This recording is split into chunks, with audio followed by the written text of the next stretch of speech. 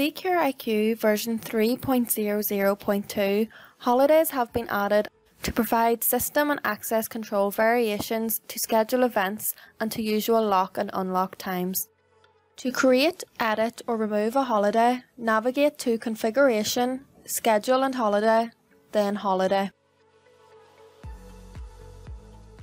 From here, click the Add New button and enter a name and description.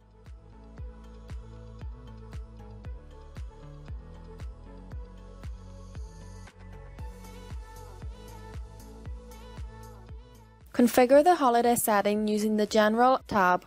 Once complete, click the Save button.